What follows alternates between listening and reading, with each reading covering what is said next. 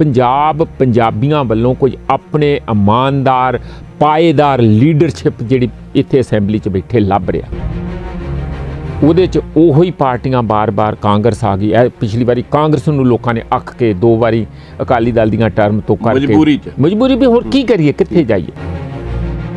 ਸੰਯੁਕਤ ਕਿਸਾਨ ਮੋਰਚੇ ਨੇ ਬੜਾ ਸਾਫ਼ ਕਹਿ ਦਿੱਤਾ ਵੀ ਜਿਹੜਾ ਇਲੈਕਸ਼ਨ ਲੜੂਗਾ, ਇਲੈਕਸ਼ਨ ਪ੍ਰੋਸੈਸ 'ਚ ਜਾਊਗਾ, ਸਿਆਸਤ 'ਚ ਜਾਊਗਾ, ਉਹ ਪਹਿਲਾਂ ਸੰਯੁਕਤ ਕਿਸਾਨ ਮੋਰਚੇ ਤੋਂ ਅਸਤੀਫਾ ਦੇਣ। ਰਕੇਸ਼ ਟਕੈਤ ਨੂੰ ਪੁੱਛਿਆ ਉਹ ਤੁਹਾਡੇ ਬੰਦੇ ਤੇ ਚੋਣਾਂ ਲੜ ਰਿਹਾ, ਤੂੰ ਕਹਿੰਦਾ ਚੋਣਾਂ ਨਹੀਂ ਲੜਨੀਆਂ। ਕਹਿੰਦਾ नहीं वो छुट्टी पर गए हैं, थक गए थे, कोई ताश खेल रहा है, कोई लूडो खेल रहा है, कोई इलेक्शन लड़ लेगा। ਬਲਬੀਰ ਸਿੰਘ ਰਾਜੇਵਾਲ ਹੋਣਾ ਬਾਰੇ ਇਹ ਵੀ ਚਰਚਾ ਸੀ, ਗਲਤ ਹੋ ਸਕਦੀ, ਉਹਨਾਂ ਬਹੁਤ ਵਾਰੀ ਕਿਹਾ ਵੀ ਉਹ ਤੇ ਆਮ ਆਦਮੀ ਪਾਰਟੀ ਦੇ ਕਿਤੇ ਨਾ ਕਿਤੇ ਟਿਊਨਿੰਗ 'ਚ ਸਨ, ਉਹਦਾ ਮੁੱਖ ਮੰਤਰੀ ਦਾ ਚਿਹਰਾ ਬਣਨਾ ਚਾਹੁੰਦੇ ਸੀ। सारे पंजाब दे अंदर तुसी देख लो, केजरीवाल को एक मौका दो, क्यों भी आम आदमी पार्टी नूं एक मौका दो। ते जिद्दण चीफ मिनिस्टर बनना ना उदण उन्हां MLA नूं पुछूगा, MLA उन्होंने आप सिलेक्ट किए कैंडीडेट, वो कहणगे नहीं जी सानू नहीं भगवंत मान चाहिए, वो कहेगा अब हम क्या करें। शुरू बड़े चਿਰ ਦੀ ਤਿਆਰੀ ਕਰ ਰਹੇ ਗੁਰਨਾਮ ਹੋਣੀ ਤੇ ਕਿਤੇ ਲੱਗਦਾ ਨਹੀਂ ਵੀ ਟਿਕਟਾਂ ਦੀ ਲੈ ਦੇ ਕੇ ਕਿਤੇ ਗੜਬੜ ਹੋ ਸਕਦੀ ਹੈ, ਕਿਤੇ ਇਹ ਨਾ ਹੋਵੇ ਜਿਵੇਂ ਤੁਹਾਨੂੰ ਵੀ ਚਿੰਤਾ ਹੈ ਵੀ ਉਹ ਜਿਹੜਾ ਉਹ ਗੰਦ ਸਾਫ਼ ਕਰਨ ਲਈ ਜਾ ਰਹੇ ਆ ਕਿਤੇ ਉਹਦੇ 'ਚ ਉਲਝ ਕੇ ਰਹਿ ਜਾਵੇ। बीजेपी दे अकालियां वाल चले गए सी पिछे जे हैं, अनिल जोशी वगैरह वगैरह, कुछ कांग्रेस चो जा रहे, कुछ कांग्रेस आ रहे। ये तो सारे ऐं घिओ खिचड़ी है, एक दूजे नाल बैठ के शाम नूं तय कर लेंदे भी किहड़ा घोड़ा थोड़ा लंगड़ा हुंदा जां चलदा ਉਹਨੂੰ बदल के दूजे दा लिआओ, नहीं तो मेरे कोल नहीं हैगा, नाल दा गवांढी दा मान लो, आपां रेस ते लाउणी आ।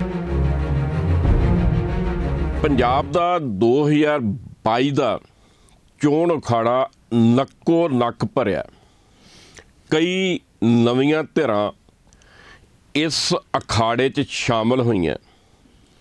ਰਵਾਇਤੀ ਪਾਰਟੀਆਂ ਕਾਂਗਰਸ, ਭਾਰਤੀ ਜਨਤਾ ਪਾਰਟੀ ਜਿਹਨੇ ਆਪਣੇ ਨਾਲ ਨਵੀਂ ਕੈਪਟਨ ਸਾਹਿਬ ਨੇ ਬਣਾਈ ਪਾਰਟੀ ਲੋਕ ਕਾਂਗਰਸ ਪੰਜਾਬ ਤੇ ਸੁਖਦੇਵ ਸਿੰਘ ਢੀਂਡਸਾ ਹੋਣਾ ਦੀ ਸੰਯੁਕਤ ਅਕਾਲੀ ਦਲ ਨੂੰ ਜੋੜ ਕੇ ਅਖਾੜੇ 'ਚ ਆਉਣ ਦਾ ਫੈਸਲਾ ਕੀਤਾ। ਔਰ ਨਾਲ ਦੀ ਨਾਲ ਤੀਸਰੀ ਰਵਾਇਤੀ ਪਾਰਟੀ ਸ਼੍ਰੋਮਣੀ ਅਕਾਲੀ ਦਲ ਤੇ ਬਹੁਜਨ ਸਮਾਜ ਪਾਰਟੀ ਦਾ ਗੱਠਜੋੜ ਵੀ ਅਖਾੜੇ 'ਚ ਜਚਿਆ ਪਿਆ। ਔਰ ਇਸੇ ਤਰ੍ਹਾਂ ਆਮ ਆਦਮੀ ਪਾਰਟੀ ਜਿਹਦੀ ਬਹੁਤ ਚਰਚਾ ਹੋ ਰਹੀ ਹੈ, ਅਰਵਿੰਦ ਕੇਜਰੀਵਾਲ ਲਗਾਤਾਰ ਪੰਜਾਬ 'ਚ ਗੇੜੇ ਲਾਉਂਦੇ ਨੇ ਔਰ ਪੰਜਾਬੀਆਂ ਨੂੰ ਗਰੰਟੀਆਂ ਦਿੰਦੇ ਨੇ, ਪੂਰੀ ਤਰ੍ਹਾਂ ਸਜੀ ਪਈ ਹੈ ਔਰ ਦਾਅਵੇ ਵੀ ਬਹੁਤ ਵੱਡੇ ਕੀਤੇ ਜਾ ਰਹੇ ਆ। ਔਰ ਇਸੇ ਵਿੱਚ ਇੱਕ ਸੰਯੁਕਤ ਸਮਾਜ ਮੋਰਚਾ ਜਿਹੜਾ ਆ ਪੂਰੀ ਤਰ੍ਹਾਂ ਮੈਦਾਨ 'ਚ ਨਿਖਰ ਗਿਆ। ਭਾਵੇਂ ਸੰਯੁਕਤ ਸਮਾਜ ਮੋਰਚੇ ਦੇ ਮੈਦਾਨ ਵਿੱਚ ਆਉਣ ਨਾਲ ਚਿੰਤਾ ਵੀ ਪੈਦਾ ਹੋ ਗਈ ਹੈ। ਉਹ ਚਟਾਨ ਵਰਗੀ ਯੂਨਿਟੀ 32 ਕਿਸਾਨ ਜਥੇਬੰਦੀਆਂ ਦੀ ਕਿਤੇ ਖਿੰਡੀ ਪਈ ਹੈ, ਪਲੱਸ ਇੱਕ ਜਥੇਬੰਦੀ ਜਿਹੜੀ 32 ਵਿੱਚ ਨਹੀਂ ਸੀ ਪਰ ਜਿਹਨੇ ਸੰਘਰਸ਼ ਦੇ ਮੈਦਾਨ ਵਿੱਚ ਬਹੁਤ ਵੱਡਾ ਰੋਲ ਅਦਾ ਕੀਤਾ, ਭਾਰਤੀ ਕਿਸਾਨ ਯੂਨੀਅਨ ਏਕਤਾ ਉਗਰਾਹਾਂ, ਉਹ ਵੀ ਇਸ ਸੰਯੁਕਤ ਸਮਾਜ ਮੋਰਚੇ ਤੋਂ ਦੂਰੀਆਂ ਬਣਾ ਕੇ ਬੈਠੀ ਆ। ਭਾਵ 22 ਇੱਕ ਪਾਸੇ, 11 ਇੱਕ ਪਾਸੇ।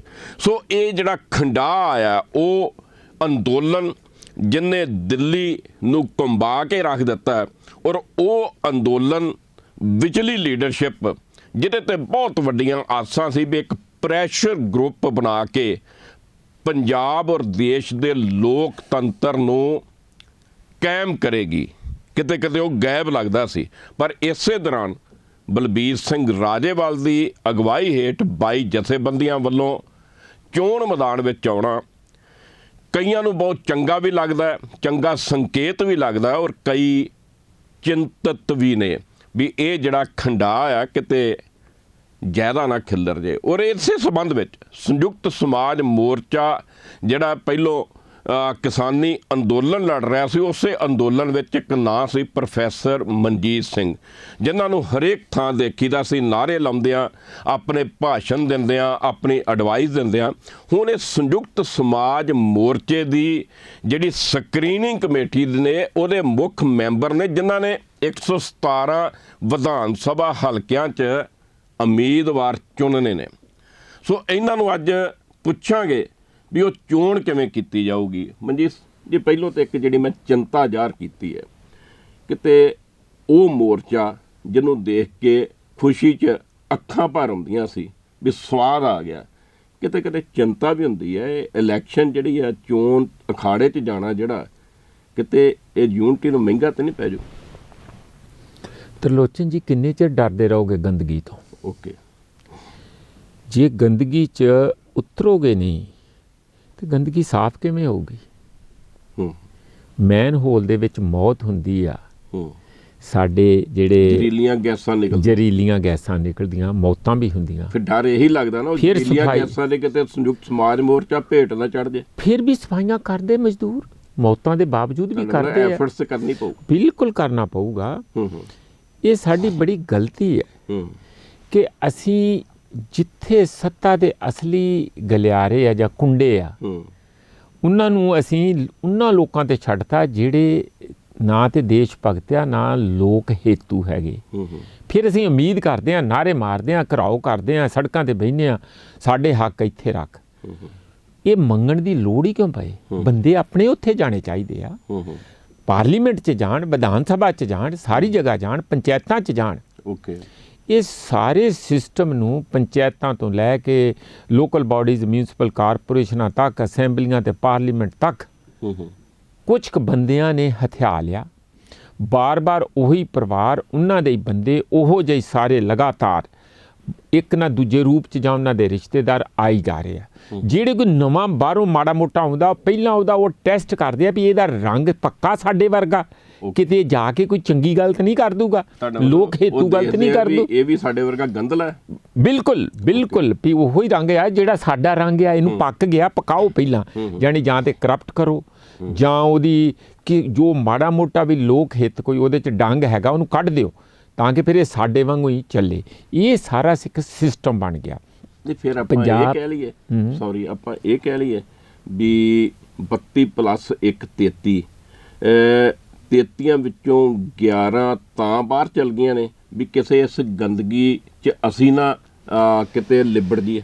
ਇਹ ਦੋਵੇਂ ਕਾਰਨ, ਹਾਂ ਵੀ ਨਾ ਵੀ। ਓਕੇ, ਹਾਂ ਇਸ ਕਰਕੇ ਕਿ ਵਾਕਿਆ ਹੀ ਜਿਹੜਾ ਤਜਰਬਾ ਸਾਡਾ ਪਾਰਲੀਮੈਂਟ ਦਾ ਜਾਂ ਅਸੈਂਬਲੀਆਂ ਦਾ, ਤਰਲੋਚਨ ਜੀ, ਉਹਦੇ 'ਚ ਕਾਫੀ ਲੋਕ ਜਿਹੜੇ ਗਏ ਖਤਮ ਹੋ ਗਏ। ਲੈਫਟਾਂ ਦੀ ਮੂਵਮੈਂਟ ਸਾਰੀ ਦੇਖੋ ਕਿੱਧਰ ਨੂੰ ਗਏ ਹੋ। ਹੁਣ ਕਿੰਨੇ ਸੀ ਦੇਸ਼ ਦੀ ਆਜ਼ਾਦੀ ਵੇਲੇ, ਹੁਣ ਕੁਝ ਪੌਕਟਸ ਵਿੱਚ ਛੱਡ ਕੇ, ਜਾਨੀ ਵੈਸਟ ਬੰਗਾਲ 'ਚ ਦੇਖੋ ਇੱਕ ਸੀਟ ਨਹੀਂ ਆਈ, ਜਿੱਥੇ 33 ਸਾਲ ਲਗਾਤਾਰ ਲੈਫਟ ਨੇ, CPM ਨੇ ਰਾਜ ਕੀਤਾ ਹੋਵੇ। ਉਹਨਾਂ ਦੇ 4 ਧੜੇ ਨੇ, ਮਤਲਬ 4 ਫਾਰਵਰਡ ਬਲਾਕ ਤੇ ਹੋਰ ਸੋਸ਼ਲ ਜਿਹੜੇ ਇਹਨਾਂ ਦੇ ਬਣਾ ਕੇ ਸਾਰਾ ਇਹ CPI ਤੇ ਹੋਰ ਸਾਰੇ 4 ਤੇ ਇਹ ਧਿਰਾਂ 'ਚ ਵੀ ਲੋਕਤੰਤਰ ਕਿਤੇ ਮਰ ਗਿਆ ਸੀ। ਜਿਹੜਾ ਕੋਈ ਪ੍ਰਧਾਨ ਜਾਂ ਲੀਡਰ ਬਣਦਾ ਸੀ, ਜਿੰਨਾ ਚਿਰ ਉਹ ਮਰਦਾ ਨਹੀਂਗਾ ਉਹਦੇ ਤੇ ਸਟੈਂਪ ਲੱਗੀ ਰਹਿੰਦੀ। ਇਹ ਕਾਰਨ ਨਹੀਂਗਾ? ਇੱਕ ਕਾਰਨ ਇਹ ਵੀ ਹੈ, ਪਰ ਦੂਜਾ ਕਾਰਨ ਇਹ ਹੈ ਕਿ ਜਿਹੜੇ ਲੋਕ ਡਰ ਕੇ ਬਾਹਰ ਬੈਠੇ ਆ, ਮੈਂ ਤਾਂ ਇਹੀ ਕਹੂੰਗਾ ਕਿ ਸਿਸਟਮ 'ਚ ਜੇ ਗਏ ਤੇ ਖਾ ਜੂਗਾ, ਸਾਡੇ ਬੰਦੇ ਖਾ ਜੂਗਾ। ਉਹ ਸੁੱਖ ਸੁਵਿਧਾ ਉਹ ਸਾਰਾ, ਯਾਨੀ ਮੈਂ ਤਾਂ ਕਹੂੰਗਾ ਕਿ ਆਪਣੇ ਬੰਦਿਆਂ 'ਤੇ ਉਹਨਾਂ ਨੂੰ ਓਨਾ ਭਰੋਸਾ ਨਹੀਂ ਬਣਦਾ ਵੀ ਕਿਤੇ ਉੱਥੇ ਲੂਣ ਦੀ ਖਾਣ 'ਚ ਜਾ ਕੇ ਵਿੱਚੇ ਹੀ ਸੜ ਨਾ ਜਾਣ। ਇਸ ਗੱਲੋਂ ਉਹ ਬਾਹਰ ਹੀ ਰਹਿੰਦੇ ਆ। ਉਹ ਗ੍ਰਾਹਾਂ ਦੀ ਗੱਲ ਕਰ ਰਹੇ, ਹੋਰ ਕਰ ਰਹੇ, ਇਹ ਸਾਰੇ ਇਹਨਾਂ ਦੀ ਬੈਕਗਰਾਊਂਡ ਲੈਫਟ ਰੈਡੀਕਲ ਹੈਗੀ ਹੈ, ਇਹ ਤਾਂ ਆਪਾਂ ਸਾਰੇ ਜਾਣਦੇ ਹਾਂ। ਅੱਜ ਤੋਂ ਨਹੀਂ, ਮੈਂ 50 ਸਾਲਾਂ ਤੋਂ ਵੇਖਦਾ ਆ ਰਿਹਾ। ਜਿਹੜੇ ਵਿੱਚ ਚਲੇ ਗਏ ਉਹ ਵਾਕਿਆ ਖਾਦੇ ਵੀ ਗਏ ਪੱਛਮੀ ਬੰਗਾਲ ਵਾਂਗੂ। ਲਗਾਤਾਰ ਜਦੋਂ ਰਹੇ 32 ਸਾਲ ਉੱਥੇ, ਇੱਕ ਤੋਂ ਬਾਅਦ ਦੂਜਾ, ਅੰਦਰੋਂ ਇੰਨੇ ਸਿਸਟਮ ਨੇ ਖਾ ਲਏ ਕਿ ਸਟਰਗਲ ਛੱਡ ਦਿੱਤਾ। ਹੁਣ ਉਹਨਾਂ ਦੀ ਇੱਕ ਉੱਥੇ ਮੂਲ ਵੀ ਨਹੀਂ ਲੱਭ ਰਿਹਾ। ਬੰਦੇ ਪੁਰਾਣੇ ਮਿਲਣਗੇ ਸਾਰੇ, ਜਿਹੜੀ ਤੁਸੀਂ ਕਹਿੰਦੇ ਏਜਡ, ਕੱਲਾ ਇਹ ਫੈਕਟਰ ਨਹੀਂ ਹੈਗਾ।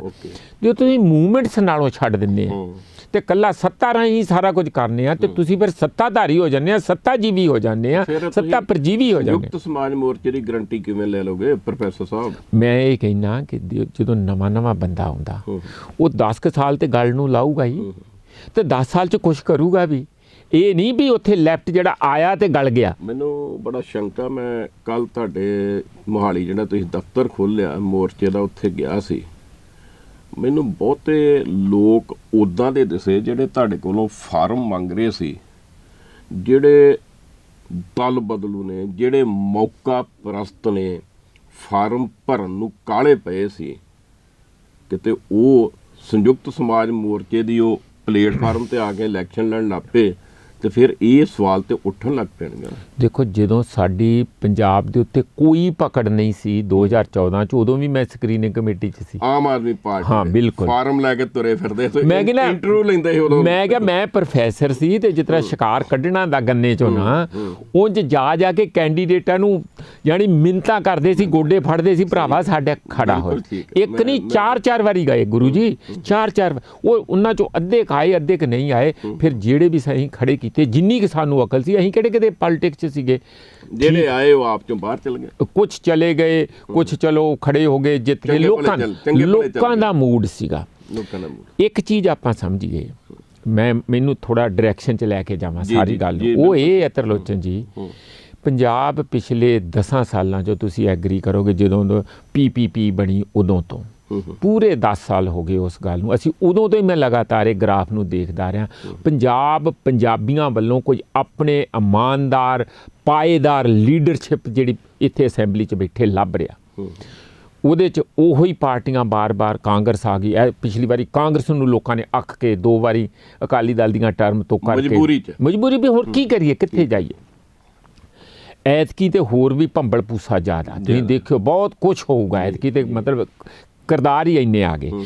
ਪਰ ਇਸ ਵਾਰੀ ਇੱਕ ਗੱਲ ਜਿਹੜੀ ਅਸੀਂ ਜੇ ਕਰਨ 'ਚ ਕਾਮਯਾਬ ਹੋ ਗਏ, ਇੱਕ ਪਾਸੇ ਲੋਕ, ਇੱਕ ਪਾਸੇ ਪਾਰਟੀਆਂ, ਜੇ ਇਹ ਇਸ ਕਿਸਮ ਦਾ ਅਸੀਂ ਪਰਦਾ ਸੁੱਟਣ 'ਚ, ਇੱਕ 2 ਧਿਰ ਬਣਾਉਣ 'ਚ ਕਾਮਯਾਬ ਹੋ ਗਏ, ਤਾਂ ਫਿਰ ਇਸ ਮੋਰਚੇ ਨੂੰ ਕਾਫੀ ਹੰਗਾਰਾ ਤੇ ਮਿਲੂ।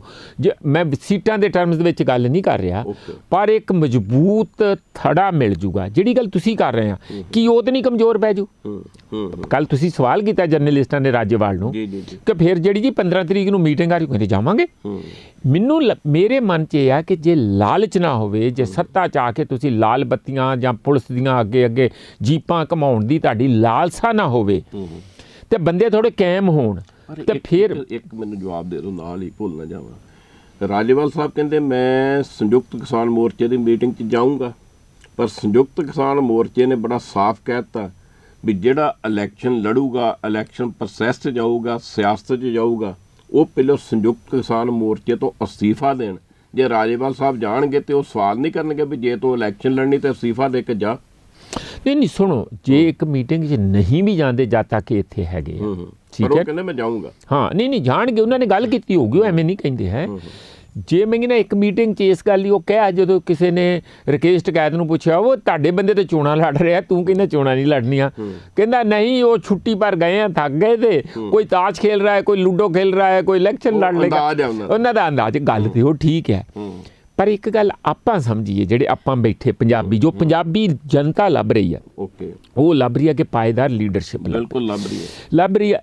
ਮੈਂ ਨਹੀਂ ਕਹਿੰਦਾ ਕਿ ਇੰਨੇ ਚੋਂ ਐਸੇ ਹੀ ਪਹਿਲੇ ਧੱਕੇ ਹੀ ਕੋਈ ਇਹੋ ਚੀਜ਼ ਬਹੁਤ ਵੱਡੀ ਆ ਜਾਊਗੀ, ਪਰ ਇਹ ਜਿਹੜਾ ਐਫਰਟ ਹੈ ਆਪਣੇ ਆਪ 'ਚ ਕਿ ਤੁਸੀਂ ਬਿਨਾਂ ਚੁਣੌਤੀ ਦਿੱਤਿਆਂ ਇਹਨਾਂ ਸਾਰਿਆਂ ਨੂੰ ਧਮਚੜਾ ਪਾਉਣ ਦਿਓ ਹਰ ਵਾਰੀ, ਉਹ ਸਾਨੂੰ ਵੀ ਮਨਜ਼ੂਰ ਨਹੀਂ, ਸਾਨੂੰ ਚੁੱਭਦਾ। ਪ੍ਰੋਫੈਸਰ ਮੈਂ ਤੁਹਾਡੀ ਗੱਲ ਬਿਲਕੁਲ ਮੰਨ ਲਈ, ਤੁਸੀਂ ਬਿਲਕੁਲ ਠੀਕ ਹੈ। PPP ਆਈ, ਫਿਰ ਆਮ ਆਦਮੀ ਪਾਰਟੀ ਆਈ 2014 ਚ, ਤੁਹਾਨੂੰ ਮੈਂ ਦੇਖਦਾ ਕਿਵੇਂ ਵਿਚਰੇ, ਲੋਕਾਂ ਨੂੰ ਪਤਾ ਹੀ ਨਹੀਂ ਸੀ।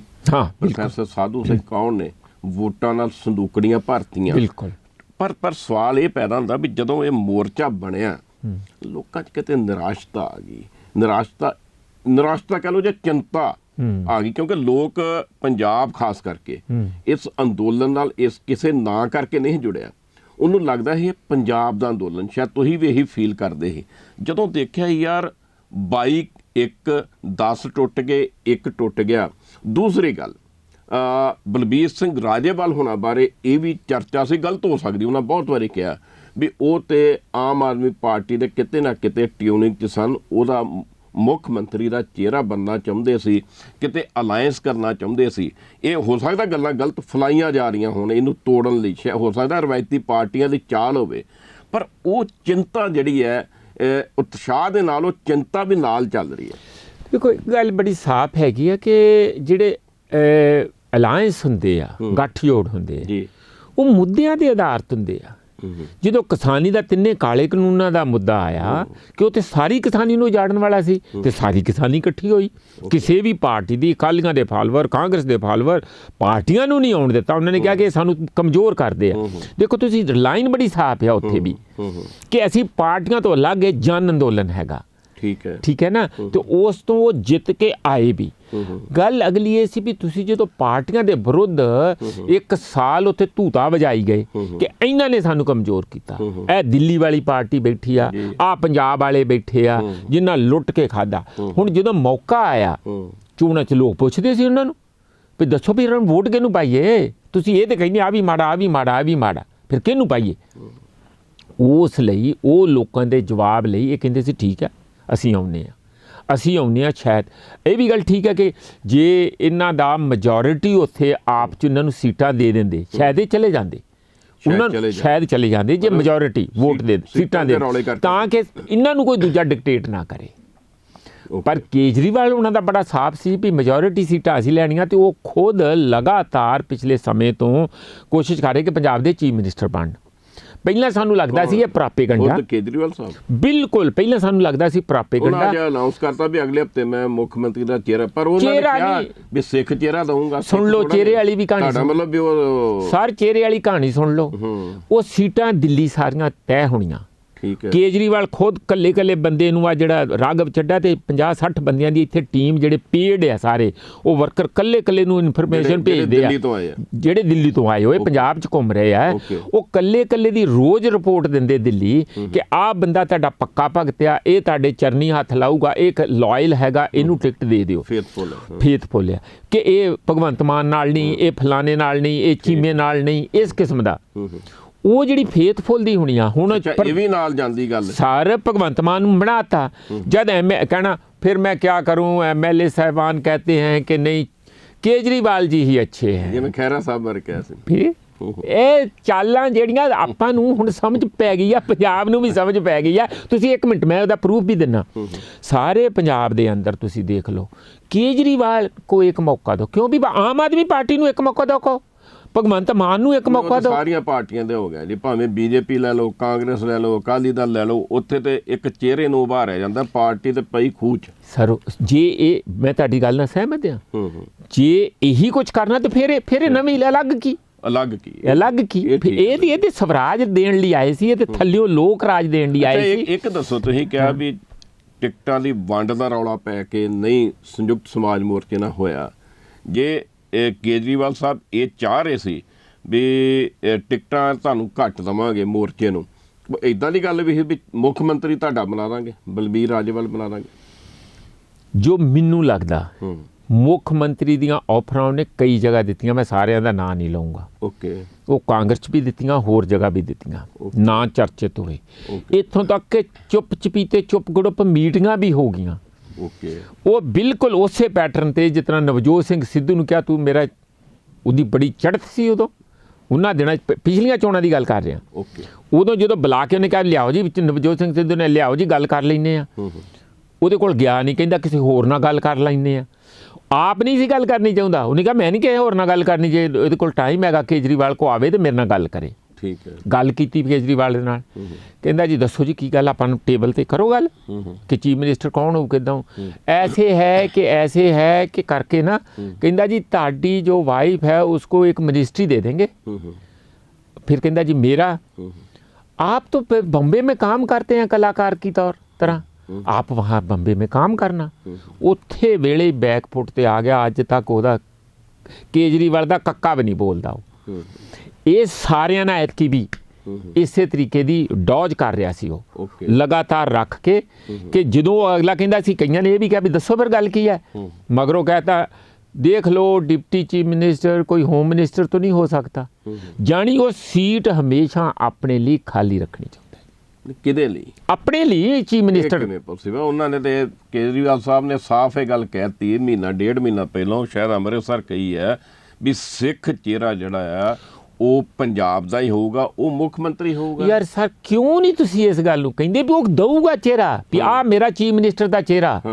ਜਦੋਂ ਚੂਜੇ ਨਿਕਲ ਆਏ ਆਂਡਿਆਂ ਚੋਂ, ਫਿਰ ਉਹ ਚੂਜਿਆਂ ਨੂੰ ਪੁੱਛੂਗਾ ਵੀ ਦੱਸੋ ਤੁਹਾਨੂੰ ਮਾਂ ਕਿਹੜੀ ਚਾਹੀਦੀ, ਮੁਰਗੀ ਕਿਹੜੀ ਚਾਹੀਦੀ। ਇੱਕ ਮਿੰਟ, ਉਹਨਾਂ ਅੱਜ ਕਹਿਤਾ, ਉਹ ਸਰ ਅੱਜ ਉਹਨਾਂ ਨੇ ਕਹਿਤਾ ਵੀ ਮੈਂ ਅਗਲੇ ਹਫਤੇ ਮੁੱਖ ਮੰਤਰੀ ਦਾ ਚਿਹਰਾ ਦੇ ਦੂੰਗਾ। ਮੈਂ ਯਾਰ ਤੁਸੀਂ ਮੇਰੀ ਗੱਲ ਨਹੀਂ ਸਮਝ ਰਹੇ, ਚਿਹਰਾ ਤਾਂ ਦਊਗਾ, ਅਨਾਉਂਸ ਵੀ ਹੋਊਗਾ, ਤੇ ਜਿੱਦਣ ਚੀਫ ਮਿਨਿਸਟਰ ਬਣਨਾ ਨਾ ਉਦਣ ਉਹਨਾਂ MLA ਨੂੰ ਪੁੱਛੂਗਾ।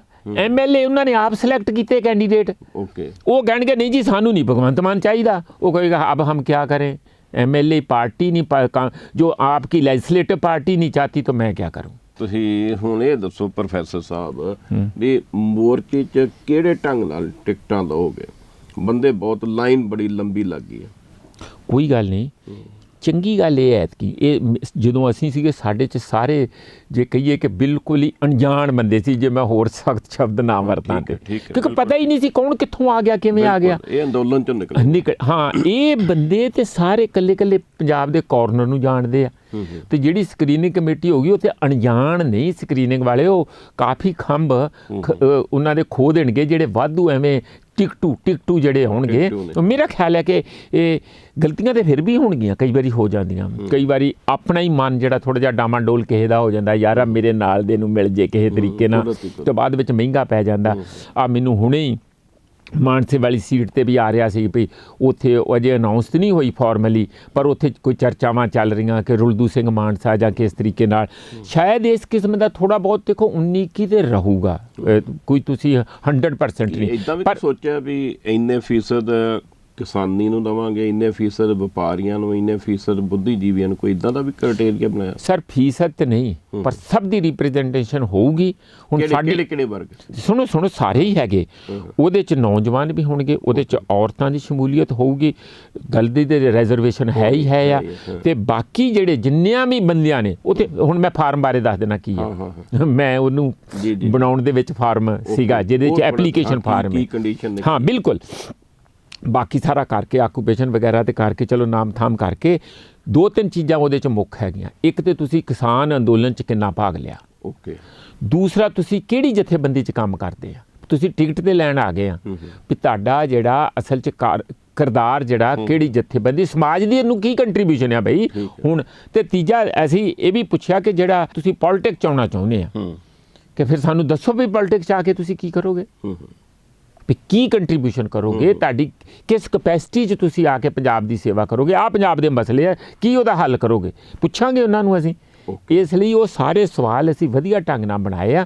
ਕੋਸ਼ਿਸ਼ ਕਰਾਂਗੇ ਕਿ ਉਹ ਬੰਦੇ ਜਿਹੜੇ ਕਿਰਦਾਰ ਵਾਲੇ ਬੰਦੇ ਆ, ਅੱਛਾ ਕਿਸੇ ਦੇ ਕੇਸ ਨਾ ਹੋਵੇ, ਉਹ ਤੇ ਵਿੱਚ ਕੰਡੀਸ਼ਨ ਸਾਰਿਆਂ ਦੇ ਹੁੰਦੀ ਆ ਕਿ ਕਿਸੇ ਦੇ ਕੋਈ ਜਿਹੜਾ ਕੇਸ ਵਾਲਾ ਜਾਂ ਕੋਈ ਦੇਖਿਆ ਇਹ ਲਿਖਿਆ ਵੀ ਜੇ ਕੇਸ ਹੈਗਾ ਤੇ ਸਟੇਟਸ ਕੀ ਆ ਉਹਦਾ, ਸਟੇਟਸ ਕੀ ਆ, ਔਰ ਜੇ ਕੋਈ ਕ੍ਰਿਮੀਨਲ ਪਹਿਲਾਂ ਕਨਵਿਕਟ ਹੋ ਗਿਆ, ਪਹਿਲਾਂ ਹੀ ਕਨਵਿਕਟ ਹੋ ਗਿਆ, ਉਹ ਵੀ ਮੈਂਸ਼ਨ ਕਰੋ ਤੁਸੀਂ, ਉਹ ਵੀ ਹੈ। ਦੋ ਲੱਗ ਗਿਆ ਉਹ ਚੀਜ਼ਾਂ, ਇੱਕ ਜੇ ਕਿਸੇ ਦਾ ਕੇਸ ਚੱਲਦਾ ਹੋਵੇ, ਜੇ ਇੱਕ ਕਨਵਿਕਸ਼ਨ ਹੋ ਗਈ ਹੈ ਉਹ ਵੀ। ਫਾਰਮ ਆ ਗਿਆ ਆ ਫਾਰਮ ਮੈਨੂੰ ਸਵੇਰੇ ਹੀ ਆ ਜਦੋਂ ਮੈਂ ਆਇਆ, ਤੇ ਕੱਲ 16 ਫਾਰਮ ਇੱਥੇ ਹੀ ਆਏ ਪਏ ਸੀਗੇ ਮੋਹਾਲੀ ਵਾਲੇ ਦਫ਼ਤਰੇ। ਬਾਕੀ ਲੁਧਿਆਣੇ ਬਹੁਤ ਹੈਗੇ ਆ, ਲੁਧਿਆਣੇ ਸਿੱਧੇ ਜ਼ਿਆਦਾ ਜਾ ਰਹੇ ਕਿਉਂਕਿ ਅਨਾਊਂਸਮੈਂਟ ਲੁਧਿਆਣੇ ਦੀ ਹੋਈ ਸੀਗੀ ਤੇ ਇੱਥੇ ਵੀ ਰੋਜ਼ ਹੀ ਫੋਨ ਆਈ ਜਾਂਦੇ ਆ।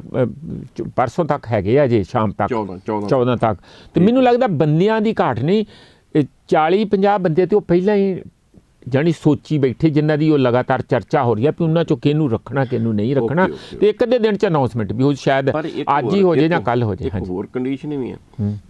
ਫਾਰ ਐਗਜ਼ਾਮਪਲ ਕਿਸੇ ਕਿਸਾਨ ਜਥੇਬੰਦੀ ਦਾ ਪ੍ਰਧਾਨ ਹੈ, ਉਹਨੇ ਇਲੈਕਸ਼ਨ ਲੜਨੀ ਹੈ, ਉਹਨੂੰ ਯੂਨੀਅਨ ਤੋਂ ਅਸਤੀਫਾ ਦੇਣਾ ਪਊ? ਸਾਰੀਆਂ ਦਾ ਨਹੀਂ, ਇਹ ਆਪਣੀ ਯੂਨੀਅਨਾਂ ਦਾ ਪ੍ਰੋਗਰਾਮ ਆ।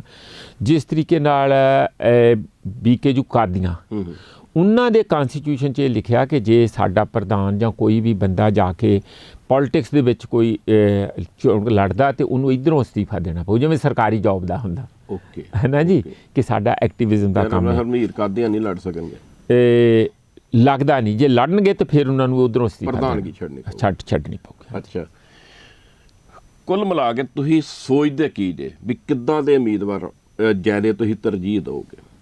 ਕਿਉਂਕਿ ਕੁਛ ਪੱਤਰਕਾਰ, ਕੁਛ ਬੁੱਧੀਜੀਵੀ, ਕੋਈ ਲੇਖਕ, ਮੈਂ ਦੇਖਿਆ ਇੱਦਾਂ ਦੇ ਵੀ ਕੁਛ ਚਾਹਵਾਨ ਹੈਗੇ ਨੇ ਵੀ ਉਹ ਇਲੈਕਸ਼ਨ ਪ੍ਰੋਸੈਸ 'ਚ ਆਉਣਾ ਚਾਹੁੰਦੇ। ਦੇਖੋ ਮੇਰੇ ਵੀਰ, ਜੇ ਮੈਨੂੰ ਪੁੱਛੋ ਤੇ ਮੇਰੀ ਉੱਥੇ ਕਿੰਨੀ ਕੁ ਚੱਲਦੀ ਹੈ, ਉੱਥੇ ਸਾਰੇ ਬੰਦੇ ਸਾਰੀ ਕਿਸਮ ਦੇ, ਅਸੀਂ ਤੇ ਇੱਕ ਕਿਸਮ ਦੇ ਨਾਲ ਹੈਗੇ ਕਿ ਕੋਈ ਰਹੇ ਕਰਕੇ, ਹੈ ਨਾ। ਅਸੀਂ ਇਨਫੈਕਟ ਅਸੀਂ ਇੱਕ ਆਊਟਸਾਈਡਰ ਹੀ ਰਹਾਂਗੇ ਜੋ ਮਰਜ਼ੀ ਹੋਵੇ। ਥੋੜਾ ਹੋਰ ਵਿਸਥਾਰ 'ਚ ਦੱਸੋ, ਲੋਕਾਂ ਕੋਲ ਗੱਲ ਜਾਣੀ ਚਾਹੀਦੀ ਹੈ ਵੀ ਕੈਂਡੀਡੇਟ ਜਿਹੜੇ ਆ ਉਹ ਕਿਸ ਲੈਵਲ ਦੇ ਹੋਣੇ ਚਾਹੀਦੇ ਆ, ਕਿਸ ਨੇਚਰ ਦੇ ਹੋਣੇ ਚਾਹੀਦੇ ਆ, ਤੁਹਾਨੂੰ ਕਿੱਦਾਂ ਦੇ ਪਸੰਦ ਨੇ ਆਈਡੀਓਲੋਜੀ ਪੱਖੋਂ? ਸਭ ਤੋਂ ਜ਼ਿਆਦਾ ਤੇ ਬੰਦਾ ਇਮਾਨਦਾਰ ਹੋਵੇ, ਉਹਦਾ ਦਿਲ ਲੋਕਾਂ ਲਈ ਧੜਕਦਾ ਹੋਵੇ, ਟਿੰਡ 'ਚ ਕਾਨਾ ਪਾਉਣ ਵਾਲਾ ਨਾ ਹੋਵੇ, ਹਉਮੈ ਵਾਲਾ, ਟੀਮ ਵਰਕ ਕਰਨ ਵਾਲਾ ਬੰਦਾ ਹੋਵੇ। ਵਨ ਮੈਨ ਨਾ, ਉਹ ਫਿਰ ਜਾ ਕੇ ਖਲਾਰਾ ਪਾਉਂਦੇ ਆ, ਮੈਂ ਕਰਦੇ ਜਿਹੜੇ, ਉਹ ਨਾ ਹੋਣ। ਤੇ ਦੂਸਰਾ ਜਿਹੜਾ ਇਹ ਕਿੱਦਾਂ ਕੋਈ ਦੱਸੋ ਕਿ ਕਿਹੜਾ ਅੱਜ ਕੱਲ੍ਹ ਉਹ ਨਹੀਂ ਤੁਸੀਂ ਮੈਨੂੰ ਪਤਾ ਜਿੱਥੇ ਲਿਜਾਣਾ ਚਾਹੁੰਦੇ ਮੈਂ ਨਹੀਂ ਜਾਣਾ, ਤੁਸੀਂ ਪਰ ਜਰਨਲਿਸਟ ਦੇ ਢਿੱਡ ਦੀਆਂ ਗੱਲਾਂ ਸਾਰਿਆਂ ਨੂੰ ਪਤਾ। ਇਹ ਅੱਜ ਕੱਲ੍ਹ ਕਹਿੰਦੇ ਨੇੜੇ ਜੇ ਉਹਨਾਂ ਦੇ ਬਹੁਤ ਸਾਰਿਆਂ ਦੇ ਨੇੜੇ ਆ, ਜਿਹੜਾ ਪੰਜਾਬ ਦੀ ਗੱਲ ਕਰੂ ਉਹਦੇ ਨੇੜੇ ਆ, ਜੇ ਤੁਸੀਂ ਕਰੋ ਅਸੀਂ ਤੁਹਾਡੇ ਵੀ ਨੇੜੇ ਆ। ਤੇ ਇਸ ਕਰਕੇ ਉਹ ਜਿਹੜਾ ਟੀਮ ਵਰਕ ਹੋਵੇ। ਔਰ ਦੂਸਰਾ ਮੇਰਾ ਖਿਆਲ ਉਹ ਅਸਲ 'ਚ ਪ੍ਰੋਬਲਮ ਇੱਥੇ ਸਕਰੀਨਿੰਗ ਦੀ ਨਹੀਂ, ਅਸਲ 'ਚ ਪ੍ਰੋਬਲਮ ਇਹ ਹੈ ਕਿ ਜਿਹੜੇ ਬਹੁਤ ਵਧੀਆ ਬੰਦੇ ਆ, ਸੁਹਿਰਦ ਬੰਦੇ ਆ, ਇਮਾਨਦਾਰ ਬੰਦੇ ਆ, ਕੁਛ ਕਰਨ ਦੇ ਕਾਬਿਲ ਵੀ ਹੈਗੇ ਆ, ਉਹ ਬੰਦੇ ਆਉਂਦੇ ਹੀ ਨਹੀਂ ਪੋਲੀਟਿਕਸ 'ਚ। ਹੁਣ ਸਾਡੀ ਡਿਊਟੀ ਇਹ ਬਣੀ, ਰਾਤੀ ਅਸੀਂ 12 ਵਜੇ ਤੱਕ ਬੈਠੇ ਰਹੇ ਹਾਂ, ਇੱਕ ਆਪਣਾ ਗਰੁੱਪ ਸਾਡਾ, ਤੇ ਉਹਦੇ 'ਚ 15 ਕੁ ਬੰਦੇ ਅਸੀਂ ਸ਼ਾਰਟ ਲਿਸਟ ਕੀਤੇ ਆ ਕਿ ਇਹਨਾਂ ਨੂੰ ਘਰਾਂ ਤੋਂ ਜਾ ਕੇ ਮਿੰਨਤਾਂ ਕਰੀਏ ਤਾਂ ਉਹਨਾਂ ਨੇ ਆਉਣਾ ਹੀ ਨਹੀਂ ਹੈਗਾ। ਉਹ ਨਹੀਂ ਅਜੇ ਆ ਜਾਣਗੇ, ਫਿਰ ਦੇਖਦੇ ਹਾਂ। ਉਹਦੇ 'ਚ ਸਿੰਗਰ ਆ, ਆਰਟਿਸਟ ਆ, ਰਾਈਟਰ ਹੈਗੇ ਆ, ਜਿਨ੍ਹਾਂ ਨੇ ਅਵਾਰਡ ਮੋੜੇ ਸੀਗੇ, ਮੈਂ ਸਮਝ ਗਿਆ, ਹਾਂ, ਜਿਨ੍ਹਾਂ ਨੇ ਸਪੋਰਟਸ ਵਾਲਿਆਂ ਨੇ ਅਵਾਰਡ ਮੋੜੇ ਸੀਗੇ, ਤੁਹਾਨੂੰ ਯਾਦ ਹੈ ਕਿੰਨਿਆਂ ਦੀ ਉਹਨਾਂ ਨੂੰ ਹੁਣ ਸਾਨੂੰ ਉਹ ਤੇ ਭਾਵੇਂ ਨਾ ਅਪਰੋਚ ਕਰਨ, ਪਰ ਸਾਨੂੰ ਉਹਨਾਂ ਨੂੰ ਭੁੱਲਣਾ ਨਹੀਂ। ਚੰਗੇ ਚਿਹਰੇ ਨੇ, ਚੰਗੇ ਚਿਹਰੇ ਜਿਨ੍ਹਾਂ ਦੇ ਇੱਥੇ ਬੜੀ ਜਾ ਕੇ ਇੱਥੇ ਟਰੱਕਾਂ ਦੇ ਟਰੱਕ ਭਰ ਕੇ ਉੱਥੇ ਸੇਵਾ ਕਰਦੇ ਰਹੇ ਮੂਵਮੈਂਟ ਦੇ ਵਿੱਚ, ਕੁਛ ਤੇ ਦਿਲ ਉਹਨਾਂ ਦਾ ਹੋਊਗਾ ਨਾ। ਪਰ ਸਰ ਇੱਕ ਹੋਰ ਗੱਲ ਹੈ, ਜਿੰਨੀ ਲੀਡਰਸ਼ਿਪ ਹੈ ਸੰਯੁਕਤ ਸਮਾਜ ਮੋਰਚੇ ਦੀ, ਮੋਸਟਲੀ ਇਹ ਦਿਹਾਤੀ ਖੇਤਰਾਂ ਨਾਲ ਸੰਬੰਧਿਤ ਹੈ, ਕਿਸਾਨੀ ਨਾਲ ਸੰਬੰਧਿਤ ਹੈ, ਪਰ 117 ਸੀਟਾਂ ਜਿਹੜੀਆਂ ਨੇ ਉਹ ਸਾਰੀਆਂ ਦਿਹਾਤੀ ਨਾਲ ਸੰਬੰਧਿਤ ਨਹੀਂ, ਸ਼ਹਿਰੀ ਨੇ, ਸੈਮੀ ਸ਼ਹਿਰੀ ਨੇ, ਕੁਛ ਤੇ ਚਲੋ ਪੱਕੇ ਤੌਰ ਤੇ ਰੂਰਲ ਹੋ ਗਈਆਂ। ਉਹ ਕਿਵੇਂ ਐਡਜਸਟ ਕਰੋਗੇ? ਦੇਖੋ, ਇਹ ਇਹਨਾਂ ਲਈ ਚੁਣੌਤੀ ਵੀ ਹੈ, ਮੈਂ ਫਰੈਂਕਲੀ ਦੱਸਾਂ ਕਿ ਇਹਨਾਂ ਨੇ ਸੰਯੁਕਤ ਕਿਸਾਨ ਮੋਰਚੇ ਤੋਂ ਤਰਲੋਚਨ ਜੀ ਸੰਯੁਕਤ ਸਮਾਜ ਮੋਰਚਾ ਬਣਾਇਆ ਜੀ, ਤੇ ਕੀ ਬਿਰਤੀ ਅਜੇ ਵੀ ਜਾਂ ਕਬਜ਼ਾ ਅਜੇ ਵੀ ਉਹੀ ਕਿਸਾਨੀ ਦਾ ਰੱਖਣਾ, ਜਾਂ ਤੁਸੀਂ ਸੱਚੀ ਮੁੱਚੀ ਸੰਯੁਕਤ ਸਮਾਜ ਮੋਰਚੇ ਨੂੰ ਕਿਸੇ ਨਾ ਕਿਸੇ ਤਰੀਕੇ ਨਾਲ ਉਹਦੀ ਨਕਸ਼ਾ ਜਿਹੜਾ ਬਣਾਉਣਾ ਉਹ ਜਿਹਾ। ਇਹ ਤੁਹਾਡੀ ਬਾਰ-ਬਾਰ ਸਵਾਲ ਹੈ ਵੀ ਅਰਬਨ ਕਿੱਥੇ ਗਏ, ਟਰੇਡਰ ਕਿੱਥੇ ਗਏ, ਹੋਰ ਸ਼ਹਿਰੀ ਜਿਹੜੇ ਵਰਗ ਅਲੱਗ-ਅਲੱਗ ਸਾਰੇ ਹੈਗੇ, ਈਵਨ ਪਿੰਡਾਂ 'ਚ ਵੀ ਦਲਿਤ ਭਾਈਚਾਰਾ ਭਾਵੇਂ ਉਹ ਰਿਜ਼ਰਵੇਸ਼ਨ 'ਚ ਦੇਣੀਆਂ ਹੀ ਹੁੰਦੀਆਂ, ਪਰ ਉਹ ਨਾਲ ਕਿੰਨਾ ਕੁ ਉਤਸ਼ਾਹਤ ਹੋ ਕੇ ਆਊਗਾ, ਉਹਦੇ ਲਈ ਕਿਹੋ ਜਿਹੇ ਬੰਦੇ ਅਸੀਂ ਦਿੰਦੇ, ਉਹਦੇ 'ਤੇ ਬਹੁਤ ਨਿਰਭਰ ਕਰੂਗਾ। ਕੀ ਅਸੀਂ ਉਹਨਾਂ ਦੇ ਆਈਕਨ ਦਿੰਦੇ ਹਾਂ, ਕੋਈ ਚੰਗੇ ਬੰਦੇ ਲਿਆ ਕੇ ਦਿੰਦੇ ਹਾਂ, ਇਹ ਕਾਫੀ ਇਹਨਾਂ ਗੱਲਾਂ 'ਤੇ ਨਿਰਭਰ ਕਰੂਗਾ। ਅਜੇ ਸਾਡੇ ਕੋਲ ਚਲੋ ਘੱਟੋ ਘੱਟ ਹਫ਼ਤਾ ਖਾਨ ਟਾਈਮ ਹੈਗਾ। ਚੰਗੀ ਗੱਲ ਇਹ ਹੈ ਕਿ ਅਸੀਂ ਉਹਦੇ ਵਿੱਚ ਅੱਜ ਬੈਠਦੇ ਹਾਂ ਸਾਰਾ ਦਿਨ, ਸ਼ਾਮ ਲੇਟ ਈਵਨਿੰਗ ਤੱਕ। ਕੁਛ ਮਜ਼ਦੂਰ ਜਥੇਬੰਦੀਆਂ ਵੀ ਨਾਲ ਆ ਰਹੀਆਂ। ਬਿਲਕੁਲ, ਮਜ਼ਦੂਰਾਂ ਦਾ ਤੁਸੀਂ ਜੇ ਸੋਚਿਆ ਜਾਏ ਤੇ ਮਜ਼ਦੂਰ ਮਤਲਬ ਦਲਿਤ ਭਾਈਚਾਰੇ ਨਾਲ ਸੰਬੰਧਿਤ, ਬਿਲਕੁਲ ਥੋੜ੍ਹੀਆਂ ਨਹੀਂ। ਅਸੀਂ ਜਲੰਧਰ ਇੱਕ ਕੰਮ ਵਿੱਚ ਹੀ ਲੋਕਾਂ ਦੇ ਵਿਚਾਰ ਇਕੱਠੇ ਕਰਨ ਲਈ ਇੱਕ ਫੰਕਸ਼ਨ ਕੀਤਾ ਸੀ, ਉਹਨੂੰ ਸੈਮੀਨਾਰ ਤੇ ਟਿਪੀਕਲ ਨਾ ਕਹੋ, ਹਾਂ, ਹਫ਼ਤਾ ਕੁ ਪਹਿਲਾਂ। ਤੇ ਉਹਦੇ 'ਚ ਅਸੀਂ ਦੇਖਿਆ ਕਿ 45 ਅਲੱਗ-ਅਲੱਗ ਜਥੇਬੰਦੀਆਂ ਪਾਰਟਿਸਿਪੇਟ ਕੀਤੀਆਂ ਸੀ। 22 ਤੋਂ ਇਲਾਵਾ ਨਹੀਂ, ਉਹ ਤਾਂ ਸਾਰੀਆਂ ਹੀ ਉਹਦੇ ਤੋਂ ਇਲਾਵਾ।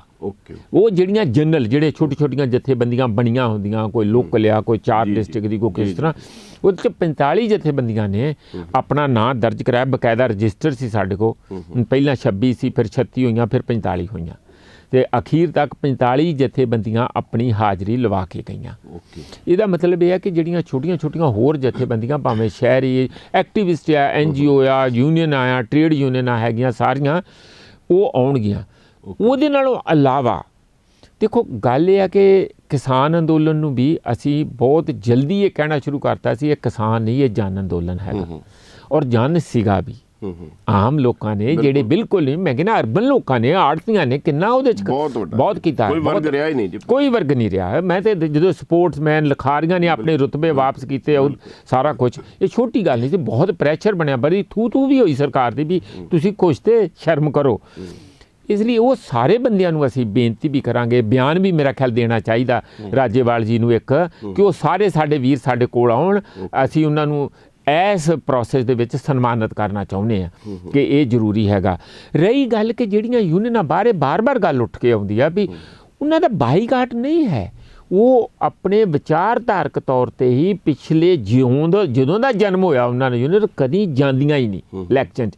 ਪਰ ਦੇਖੋ, ਕੱਲ੍ਹ ਅਖਬਾਰਾਂ 'ਚ ਇਹ ਲੱਗ ਗਿਆ ਸੀਗਾ ਤਰਲੋਚਨ ਜੀ ਅਗਰਾਹਾਂ ਬਾਰੇ, ਜਦੋਂ ਉਹਨਾਂ ਨੇ ਪ੍ਰੈਸ ਕਾਨਫਰੰਸ ਕੀਤੀ, ਹਾਂ, ਕੱਲ੍ਹ ਲੱਗ ਗਿਆ ਕਿ ਇਹ ਜੀ ਬਾਈਕਾਟ ਕਰਨ। ਉਹਨਾਂ ਕਿਹਾ ਨਾ, ਅਸੀਂ ਬਾਈਕਾਟ ਨਹੀਂ ਹੈ, ਅਸੀਂ ਨਿਰਲੇਪ ਹਾਂ। ਸਾਡਾ ਕੇਡਰ ਜਿੱਥੇ ਮਰਜ਼ੀ ਵੋਟ ਪਾਵੇ ਉਹਦਾ ਰਾਈਟ। ਮਰਜ਼ੀ ਦਾ ਮਤਲਬ ਇਹੀ ਹੈ ਕਿ ਉਹ ਆਪਣੇ ਵੱਲੋਂ ਸ਼ਬਦ ਨਹੀਂ ਵਰਤਣਾ ਚਾਹੁੰਦੇ, ਪਰ ਉਹਨਾਂ ਨੂੰ ਪਤਾ ਜਦੋਂ ਇਕੱਠੇ ਤੁਸੀਂ ਡਾਂਗਾਂ ਖਾਧੀਆਂ ਉੱਥੇ 378 ਦਿਨ ਇਕੱਠੇ ਬੈਠੇ ਆ, ਤਾਂ ਇਹਦਾ ਮਤਲਬ ਹੈ ਕਿ ਵੋਟਾਂ ਤੇ ਫਿਰ ਆਪਣਿਆਂ ਨੂੰ ਹੀ ਪੈਣਗੀਆਂ, ਦੂਜਿਆਂ ਨੂੰ ਕਿੱਥੇ ਪੈਣਗੀਆਂ। ਹਾਂ, ਜਿਹੜਾ ਤੁਹਾਡਾ ਬਾਰ-ਬਾਰ ਤੁਹਾਡੀ ਚਿੰਤਾ ਉਹ ਸਾਰਿਆਂ ਦੀ ਹੋਣੀ ਚਾਹੀਦੀ ਆ, ਇਸ ਸੰਯੁਕਤ ਸਮਾਜ ਦੀ ਵੀ ਹੋਣੀ ਚਾਹੀਦੀ ਕਿ ਬਾਕੀ ਅਲੱਗ-ਅਲੱਗ ਧੜੇ ਜਿਹੜੇ ਸੈਕਸ਼ਨ ਹੈਗੇ ਆ ਉਹਨਾਂ ਨੂੰ ਤੁਸੀਂ ਕਿੱਥੋਂ ਤੱਕ ਸ਼ਾਮਿਲ ਕਰ, ਉਹਦੇ 'ਚ ਹਿੰਦੂ 45% ਤੱਕ ਕਿਤੇ ਹੋਣਗੇ, ਉਹ ਕਿੱਥੇ ਤੁਹਾਡੇ ਉੱਥੇ ਜਗ੍ਹਾ ਕਿੰਨੀ ਬਣਾਉਣੇ, ਤੁਸੀਂ ਅਰਬਨ ਲੋਕਾਂ ਲਈ ਕਿੰਨੀ ਬਣਾਉਣੇ ਆ, ਹੋਰ ਇੰਟੈਲੈਕਚੁਅਲ ਲੋਕਾਂ ਲਈ ਕਿੰਨੀ ਬਣਾਉਣੇ। ਇਹ ਸਾਰੀਆਂ ਚੀਜ਼ਾਂ ਜਿਹੜੀਆਂ ਸਾਡੇ ਲਈ ਇੱਕ ਟੈਸਟ ਵੀ ਹੈਗਾ ਆ, ਚੁਣੌਤੀ ਵੀ ਹੈਗੀ ਆ, ਤੇ ਅਸੀਂ ਇਹ ਸਾਡੇ ਲਈ ਇੰਝ ਹੋਊਗਾ ਕਿ ਇੱਕ ਤਜਰਬਾ ਵੀ ਹੈਗਾ ਆ ਕਿ ਅਸੀਂ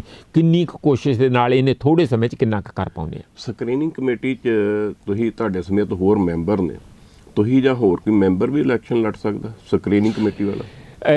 ਮੋਰਲੀ ਬਿਲਕੁਲ ਨਹੀਂ ਲੜਨੀ ਚਾਹੀਦੀ। ਜੇ ਤੁਸੀਂ ਸਕਰੀਨਿੰਗ 'ਚ ਆ ਤਾਂ ਇਹਦਾ ਮਤਲਬ ਇਹ ਆ ਕਿ ਇਹ ਤੇ ਜੱਜ ਤੇ ਜਿਹੜਾ ਉਹ ਵਕੀਲ ਤੇ ਨਹੀਂ ਹੋ ਸਕਦਾ ਸਾਈਮਲਟੇਨੀਅਸਲੀ, ਹੈ ਨਾ, ਜਾਂ ਤੁਸੀਂ ਜੱਜ ਹੋਗੇ ਜਾਂ ਵਕੀਲ ਹੋਗੇ। ਤੇ ਜੇ ਤੁਹਾਨੂੰ ਮੋਰਚੇ ਦੀ ਮੈਜੋਰਟੀ ਕਵੇ ਵੀ ਪ੍ਰੋਫੈਸਰ ਸਾਹਿਬ ਲੜੋ, ਫਿਰ ਰਿਜ਼ਾਈਨ ਦੇਣਾ ਪਊ। ਕਿੱਥੋਂ? ਘੱਟੋ ਘੱਟ ਨਹੀਂ, ਸਕਰੀਨਿੰਗ ਕਮੇਟੀ ਜਿੱਥੋਂ ਤੁਸੀਂ ਲੜਦੇ ਹੋਗੇ ਘੱਟੋ ਘੱਟ ਉਸ ਕਨਸਟੀਚੁਐਂਸੀ ਦੀ ਸਕਰੀਨਿੰਗ 'ਚ ਤਾਂ ਨਹੀਂ ਤੁਸੀਂ ਹੋਗੇ, ਹੈ ਸਵਾਲ ਹੀ ਨਹੀਂ ਪੈਦਾ ਹੁੰਦਾ। ਅਸੀਂ ਤੇ ਦੇਖੋ, ਅਸੀਂ ਕੀ ਗੱਲ, ਤੁਸੀਂ ਇੱਕ ਪਾਸੇ ਕਹਿੰਦੇ ਗੰਦਲਾਪਨ ਦੂਰ ਕਰਨਾ ਇਸ ਲਈ ਇਲੈਕਸ਼ਨ ਲੜ ਰਹੇ ਆ, ਤੇ ਫਿਰ ਤੁਸੀਂ ਆਪਣੇ ਬਾਰੇ ਕਹਿੰਦੇ ਸਵਾਲ ਹੀ ਪੈਦਾ ਨਹੀਂ ਹੁੰਦੇ। ਨਹੀਂ, ਉਹਦੇ 'ਚ ਇਹ ਨਹੀਂ ਹੈ ਕਿ ਲੋਕ ਨਹੀਂ ਕਹਿੰਦੇ, ਲੋਕ ਤੇ ਸਾਨੂੰ ਬਹੁਤ ਕਹਿੰਦੇ ਆ। ਮੇਰੇ ਸੁਭਾਅ ਦਾ ਹਿੱਸਾ ਨਹੀਂ ਹੈ ਕਿ ਮੈਂ ਚੋਣਾਂ 'ਚ ਜਾਵਾਂ। ਮੈਨੂੰ ਐਵੇਂ ਲੱਗਦਾ ਕਿ ਜੇ ਜਿੰਨੀ ਕੁ ਸ਼ਕਤੀ ਜਨਰੇਟ ਹੁੰਦੀ ਹੈ, ਮੇਰਾ ਜਿਹੜਾ ਸ਼ੌਕ ਆ ਉਹਨੂੰ ਇੱਕ ਕਿਸਮ ਦਾ ਟਾਰਗੇਟ ਕਰਕੇ ਇੱਕ ਮਿਜ਼ਾਈਲ ਬਣਾ ਕੇ ਛੱਡਣ ਦਾ ਜ਼ਿਆਦਾ, ਕਿ ਕਿਵੇਂ ਉਹ ਯਾਨੀ ਆਪਣਾ ਚਕਾਚੌਂਧ ਕਰਦਾ। ਤੇ ਉਹ ਮਿਜ਼ਾਈਲ ਨਹੀਂ ਰਹਿਣੀ, ਉਹ ਪਾਵਰ ਨਹੀਂ ਰਹਿਣੀ। ਮੈਂ ਦੱਸਦਾ ਕਿ ਜਦੋਂ PPP ਬਣੀ ਤੇ ਮੈਂ ਯੂਨੀਵਰਸਿਟੀ ਦੇ ਅੰਦਰ ਮਨਪ੍ਰੀਤ ਬਾਦਲ ਦੀ ਪੂਰੀ ਸਰਕਾਰ ਨੇ ਮੇਰੇ ਤੇ ਦਬਾਅ ਪਾਇਆ। VC ਨੇ ਕਿਹਾ ਮੈਂ ਤੈਨੂੰ ਕੱਢ ਦੂੰਗਾ। ਮੈਂ ਕਿਹਾ ਕੱਢ ਇੱਥੇ, ਇਹ ਯੂਨੀਵਰਸਿਟੀ ਸਾਰੇ ਜਹਾਨ ਦੀ ਹੈ, ਇਹ ਯੂਨੀਵਰਸਿਟੀ ਇਹਦਾ ਨਾਂ ਆ, ਤੇ ਅਸੀਂ ਇੱਥੇ PPP ਦੀ ਮਨਪ੍ਰੀਤ ਦਾ ਜਲਸਾ ਕਰਾਉਣਾ ਹੀ ਕਰਾਉਣਾ। ਤੇ ਉਹਨਾਂ ਨੇ ਕਿਹਾ ਵੀ ਅਸੀਂ ਲੋਕ ਲਾ ਦਾਂਗੇ ਹਾਲ ਨੂੰ। ਮੈਂ ਕਿਹਾ ਲਾ ਦਿਓ, ਅਸੀਂ ਦਰੀਆਂ ਬਾਹਰ ਲੈ ਆਂਦੀਆਂ, ਰਿਕਸ਼ੇ ਤੇ ਦਰੀਆਂ ਰੱਖੀਆਂ ਸੀ ਪਰ ਉਹਨਾਂ ਲੋਕ ਲਾਇਆ ਨਹੀਂ, ਡਰਦਿਆਂ। ਮੇਰਾ 4 ਫੋਨ ਮੈਨੂੰ ਆਉਂਦੇ ਰਹੇ ਪਰ ਅਸੀਂ ਕਰਵਾਇਆ। ਬੜੀ ਵੱਡੀ ਰੈਲੀ ਹੋਈ ਸੀ ਖਟਕੜ ਕਲਾਂ, ਸਹੁੰ ਖਾਧੀ ਸੀ ਭਗਤ ਸਿੰਘ ਦੀ, ਤੁਹਾਨੂੰ ਆਪਾਂ ਸਾਰੇ ਹੀ ਗਏ, ਮੈਂ ਟੀਚਰ ਗਏ, ਸਹੁੰ ਖਾਧੀ ਉਸ ਧਰਤੀ ਦੀ। ਕੀਤਾ ਕੀ ਬਾਅਦ 'ਚ?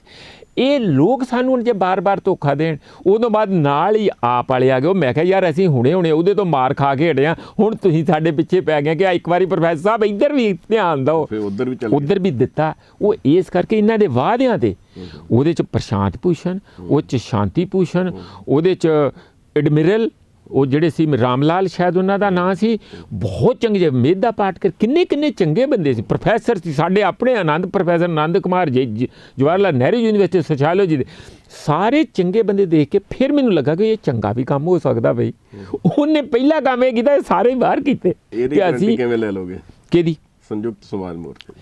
ਮੈਨੂੰ ਲੱਗਦਾ ਇਹ ਸਾਜ਼ਿਸ਼ ਦੇ ਤਹਿਤ ਜਾਂ ਉਸ ਕਿਸਮ ਦੀ ਨਹੀਂ ਹੈਗੀ। ਇਹ 'ਚ ਤਾਂ ਬੰਦੇ ਹੀ ਇੰਨੇ ਜ਼ਿਆਦਾ, ਕਿੰਨੀਆਂ ਯੂਨੀਅਨਾਂ, 22 ਯੂਨੀਅਨਾਂ, ਉਹ ਕਿਵੇਂ ਇੱਕ ਮੱਤ ਹੋ ਜਾਣਗੀਆਂ, ਕਿਵੇਂ ਉਹ ਇੱਕ ਬਿਲਕੁਲ ਕਿਸਮ ਦੇ ਸਾਜ਼ਿਸ਼ ਬਣਾ ਲੈਣਗੀਆਂ। ਉਹ ਸਾਜ਼ਿਸ਼ ਨਹੀਂ ਇੱਥੇ ਉਹ ਡਿਕਟੇਟਰਸ਼ਿਪ ਦੇ ਚਾਂਸ ਘੱਟ ਨਹੀਂ, ਡੈਮੋਕ੍ਰੇਸੀ ਆ। ਤੁਸੀਂ ਦੇਖਿਆ ਨਹੀਂ ਕਿਵੇਂ ਡੈਮੋਕ੍ਰੇਸੀ ਉਹਨਾਂ ਦੇ ਸਟਰਕਚਰ 'ਚ ਵੱਜੀ ਹੋਈ ਆ। ਉਹ ਇੱਕ ਹੋ ਹੀ ਨਹੀਂ ਸਕਦੇ। 22 ਧਿਰਾਂ ਦੇ ਰਾਜੇ ਆ, ਤੇ ਇਸ ਕਰਕੇ ਉਹ ਅਲੱਗ-ਅਲੱਗ ਹੋਣ। ਅੱਛਾ, ਉਹਨਾਂ ਦੇ ਅਲੱਗ-ਅਲੱਗ ਵਿਚਾਰ ਆ, ਅਲੱਗ-ਅਲੱਗ ਜਥੇਬੰਦੀਆਂ ਆ, ਇਸ ਲਈ ਇਹ ਜਨ ਸਮੂਹ ਲੜ ਰਿਹਾ। ਮੈਂ ਤਾਂ ਇਹ ਕਹਿੰਦਾ ਕਿ ਇਹਨੂੰ ਸਮਝਣ ਦੀ ਕੋਸ਼ਿਸ਼ ਕਰੀਏ। ਪਾਰਟੀ ਨਹੀਂ, ਉਹ ਪੋਲਿਟਿਕਸ 'ਚ ਚੋਣਾਂ ਲੜ ਰਿਹਾ, ਇੱਕ ਜਨ ਸਮੂਹ ਕਹੋ, ਮੋਰਚਾ। ਮੋਰਚੇ ਦਾ ਨਾਂ ਕੀ ਹੈ? ਮਤਲਬ ਇੱਕ ਉਹਦਾ ਵੀ ਡਾਇਨਾਮਿਕ ਨਾਂ ਆ, ਉਹ ਪਾਰਟੀ ਨਹੀਂ। ਪਾਰਟੀ ਇੱਕ ਸਟੇਬਲ ਸਟਰਕਚਰ, ਕਨਸਟੀਟਿਊਸ਼ਨ, ਸਾਰਾ ਕੁਝ ਹੁੰਦਾ, ਉਹਦੀ ਆਈਡੀਓਲੋਜੀ, ਵਿਚਾਰ। ਇੱਕ ਗੱਲ ਠੀਕ ਹੈ ਵੀ 22 ਪਿਲਰ ਨੇ, ਬਿਲਕੁਲ।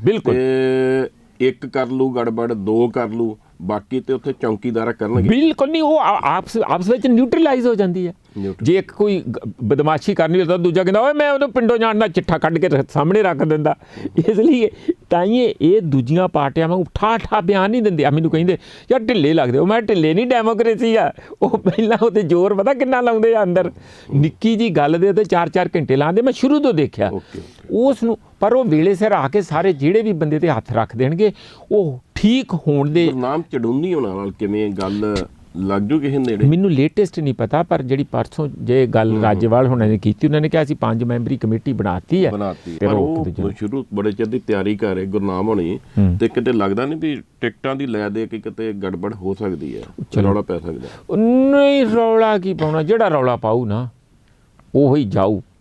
ਇਹ 22 ਪਿਲਰ ਆ, ਖੜੀ ਰਹੂਗੀ, ਫਿਰ ਵੀ ਚਵਾਂ ਤੇ ਵੀ ਖੜੀ ਰਹਿੰਦੀ ਬਿਲਡਿੰਗ ਤੇ, ਬਿਲਡਿੰਗ ਨਹੀਂ ਹਿਲਦੀ ਹੈ। ਪਹਿਲਾਂ ਵੀ ਇਹੋ ਹੀ ਹੋਇਆ, ਜਿਹਨੇ ਗੜਬੜ ਕੀਤੀ ਉਹ ਬਾਹਰ ਗਿਆ, ਕੰਮ ਚੱਲਦਾ ਰਿਹਾ। ਇਹ ਹੁਣ ਵੀ ਇੰਜ ਹੋਊਗਾ, ਇਹੀ ਇਹਨਾਂ ਦੀ ਮਜ਼ਬੂਤੀ ਹੈ। ਇੱਕ ਤੁਹਾਨੂੰ ਨਹੀਂ ਇਹ ਲੱਗਦਾ ਇਹ ਦੁਨੀਆ ਦਾ ਇੱਕ ਅਲੱਗ ਕਿਸਮ ਦਾ ਤਜਰਬਾ ਹੈ?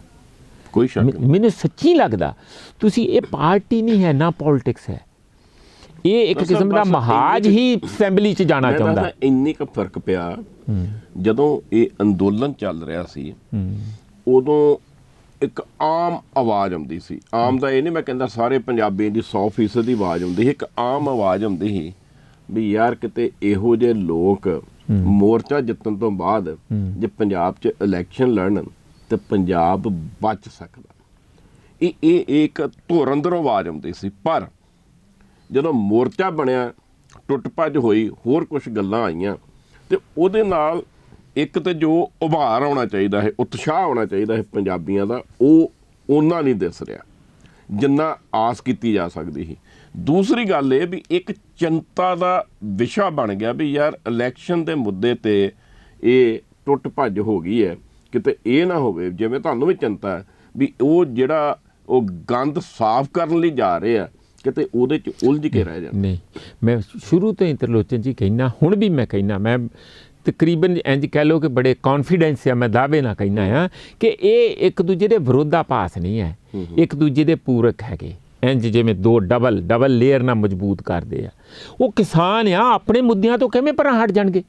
ਉਹ ਜਿਹੜਾ ਉਹ ਮਹਾਜ ਆ ਉਹ ਪੱਕਾ ਹੀ ਹੈ, ਪਰ ਇੱਕ ਮੌਕਾ ਆਇਆ ਜਾਣੀ ਜੀ ਤੁਹਾਡਾ ਇਹ, ਅਸੀਂ ਹਰ ਵਾਰੀ 5 ਸਾਲਾਂ ਬਾਅਦ ਛੱਡਦੇ ਨੇ। ਉਹ ਲੋਕ ਸਾਨੂੰ ਲਾਹਨਤਾਂ ਪਾਉਂਦੇ ਸੀ, ਯਾਰ ਫਿਰ ਤੁਸੀਂ ਉਸੇ ਕਾਂਗਰਸ ਨੂੰ ਵੋਟ ਪਵਾਓਗੇ, ਸਾਡੇ ਕੋਲ ਉਸੇ ਅਕਾਲੀਆਂ ਨੂੰ ਵੋਟ ਪਵਾਓਗੇ, ਜਾਂ ਉਸੇ ਆਪ ਨੂੰ ਤੁਸੀਂ ਕਹੋਗੇ ਬਾਰ-ਬਾਰ ਜਿਨ੍ਹਾਂ ਨੂੰ ਅਸੀਂ ਦੇਖ ਲਿਆ। ਉਹ ਫਿਰ ਸਾਡੇ ਕੋਲ ਇਸ ਗੱਲ ਦਾ ਕੀ ਜਵਾਬ ਸੀ? ਮੈਨੂੰ ਦੱਸੋ ਕੀ ਜਵਾਬ ਦੇਈਏ? ਤੁਹਾਡੇ ਕੋਲ ਵੀ ਇਹ ਸਵਾਲ ਕਰਨ ਜਿਹੜਾ ਤੁਸੀਂ ਵੀ ਕਿਹਾ ਕਿ ਉਦੋਂ ਬਹੁਤ ਜੋਸ਼ ਸੀ। ਇਹ ਮੈਂ ਗੱਲ ਮੰਨਦਾ, 2 ਕਾਰਨਾਂ ਕਰਕੇ।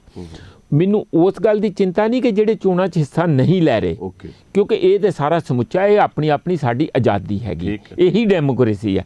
ਮੈਨੂੰ ਥੋੜ੍ਹਾ ਜਿਹਾ ਇੰਜ ਲੱਗਦਾ ਕਿ ਇਹਨਾਂ ਨੇ ਲੇਟ ਕਰਤਾ, ਜਿਹੜਾ ਕੇਜਰੀਵਾਲ ਨੇ ਇਹਨਾਂ ਨੂੰ ਵਰਤਿਆ ਆ। ਬਿਲਕੁਲ ਗਧੇ ਅੱਗੇ ਗਾਜਰ ਲਟਕਾਉਣ ਵਾਲੀ ਗੱਲ, ਜਿਹੜੀ ਇੱਕ ਫਰੇਜ਼ ਹੈਗੀ ਹੈ, ਬਿਲਕੁਲ ਇੰਜ ਕੀਤਾ ਕਿ ਦੇਖੋ ਜੀ ਕਰਦੇ ਆ। ਉਹ ਤੇ ਉਦੋਂ ਉਹਨਾਂ ਨੂੰ ਲੱਗਾ ਜਦੋਂ 60 ਤੋਂ ਉੱਪਰ ਹੀ ਉਹਨਾਂ ਨੇ ਆਪਣੀਆਂ ਸੀਟਾਂ ਅਨਾਉਂਸ ਕਰਨੀਆਂ ਸ਼ੁਰੂ ਕੀਤੀਆਂ। ਫਿਰ ਉਹਨਾਂ ਨੇ ਕਿਹਾ ਕਿ ਆਹ ਕੀ ਕੰਮ ਕਰ ਰਹੇ ਆ ਤੁਸੀਂ? ਫਿਰ ਉਹਦੇ ਕੋਲ ਕਰਤੇ ਆ ਕਰਕੇ 2 ਹੋਰ ਕਿਸ਼ਤਾਂ ਅਨਾਉਂਸ ਕਰਤੀਆਂ, ਉਹ ਤੇ 100 ਤੋਂ ਉੱਪਰ ਚਲੇ ਗਈਆਂ। ਫਿਰ ਇਹ ਗੱਲ ਤੈਅ ਹੋ ਗਈ ਕਿ ਨਹੀਂ, ਉਹ ਸੀਰੀਅਸ ਨਹੀਂ ਹੈ। ਦੇਖੋ ਤੁਸੀਂ ਇੱਦਾਂ ਕਹਿ ਲਓ, ਪਰ ਮੈਂ ਤਾਂ ਪੰਜਾਬ 'ਚ ਇਹ ਸਮਝਦਾ ਵੀ ਜੇ ਕੇਜਰੀਵਾਲ ਵੱਲ ਲੋਕ ਦੇਖ ਰਹੇ ਨੇ, ਤੇ ਇਹ ਮੈਂ ਪਹਿਲਾਂ ਵੀ ਬਹੁਤ ਵਾਰੀ ਕਿਹਾ, ਇਹ ਨਹੀਂ ਵੀ ਕਿਤੇ ਉਹਨਾਂ ਨੂੰ ਬਹੁਤ ਪਿਆਰਾ ਚੰਗਾ ਲੱਗਦਾ, ਪਰ ਪੰਜਾਬੀ ਮਜਬੂਰੀ 'ਚ ਦੇਖ ਰਹੇ ਨੇ ਵੀ ਰਵਾਇਤੀ ਪਾਰਟੀਆਂ ਤੋਂ ਖਹਿੜਾ ਛੁਡਾਇਆ ਜਾਵੇ। ਇਹ ਤੁਹਾਡਾ ਬਹੁਤ ਹੀ ਇਮਾਨਦਾਰੀ ਵਾਲਾ ਐਨਾਲਿਸਿਸ ਆ, ਔਰ ਹੈ ਵੀ ਇਹੀ, ਮੈਂ ਇੰਡੋਰਸ ਕਰਦਾ। ਪਰ ਇਸੇ ਕਰਕੇ ਤੇ ਨਵਾਂ ਡੱਬਾ ਰੱਖਿਆ। ਤੂੰ ਪੁੱਛਦੇ ਸੀ ਵੀ ਕੀ ਕਰੀਏ, ਤਾਂ ਹੀ ਡੱਬਾ ਨਵਾਂ ਰੱਖਿਆ ਵੀ ਇਹਦੇ 'ਚ ਆਹ ਦੇਖੋ, ਇਹ ਆਪਣੇ ਆ, ਇੱਥੋਂ ਤੁਹਾਡੇ ਪਰਖੇ ਹੋਏ ਆ, ਜਾ ਕੇ ਮਾਰਾਂ ਖਾਧੀਆਂ, ਉੱਥੇ ਠੰਡ 'ਚ ਮਰੇ ਆ 720 ਲੋਕ ਸ਼ਹੀਦ ਹੋਏ ਆ। ਇਹ ਉਹਨਾਂ ਸ਼ਹੀਦਾਂ ਦੇ ਵਾਰਸ ਆ।